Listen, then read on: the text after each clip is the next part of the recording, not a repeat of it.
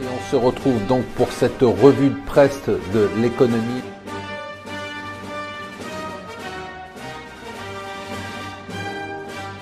Bonjour et bienvenue sur Mon Financier pour la revue de presse de l'Écho. Nous sommes le mardi 7 mars, deux affaires donc résolues aujourd'hui.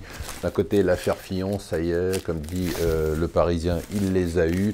Malgré le fait qu'on ait l'impression que c'est l'ambiance du Titanic à droite, eh bien il se maintient. Et de l'autre côté, on sait donc que le beau-frère Troadec a massacré 4 personnes à coups de barre de fer, les a découpées et dépecées.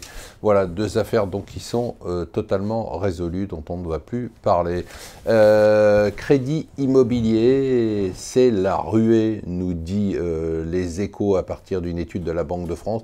On a vraiment l'impression qu'on est dans une ambiance de solde à l'ancienne, à l'époque où les gens se ruaient sur les soldes. C'est-à-dire qu'on a l'impression que tout le monde s'est rué en janvier. On a atteint des chiffres records d'emprunts, de renégociations de prêts, rués sur les crédits immobiliers pour profiter des taux d'intérêt bas avant qu'ils remontent, puisqu'il y a quand même une perception globale que les taux d'intérêt vont remonter. D'ailleurs, en parlant de taux d'intérêt, très intéressant de voir toutes les analyses sur pourquoi le dollar ne monte pas plus. C'est vrai que sur papier, quand on regarde le différentiel de taux, par exemple, entre les États-Unis et l'Allemagne, plus près de 2%, entre les États-Unis et la Grande-Bretagne, 1,2%, tout ça à des niveaux quasiment historiques, et qu'on voit que d'un autre côté, eh bien, le dollar, bon, certes, est monté, hein, il s'est raffermi sur les derniers mois, surtout depuis l'élection de Trump, mais il devrait s'accélérer.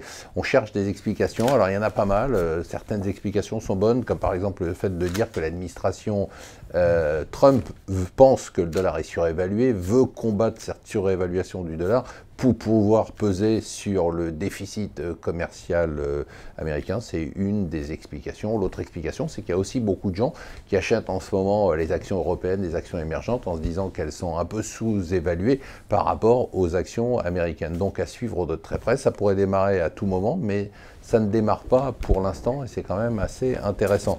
Une démarche très intéressante, c'est la première fois que ça se produit, c'est l'OPEP. Des représentants de l'OPEP qui font un peu le tour des États-Unis et notamment de Wall Street, qui rencontrent les hedge funds, qui rencontrent les banques d'affaires et qui essayent de tester un peu leurs sentiments sur le pétrole et le marché du pétrole, qui essayent de les convaincre surtout qu'ils sont sérieux, surtout l'Arabie Saoudite, et qu'elles ne veulent pas que le pétrole baisse en dessous des $50. C'est un avertissement. Alors, très intéressant, deux choses d'abord dans le Financial Times pour terminer.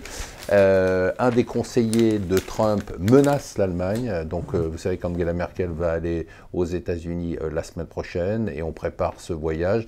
Et là, la menace est claire. Si vous ne faites pas quelque chose pour réduire votre surplus commercial, nous, on va s'en occuper. Pas sûr que ça fasse très peur à Angela Merkel, qui en a vu d'autres.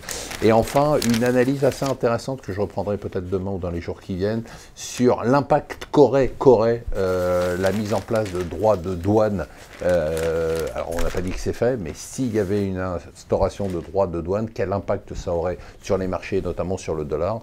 On verra que c'est assez spectaculaire, je vous en reparlerai. Voilà, je vous souhaite une très bonne journée.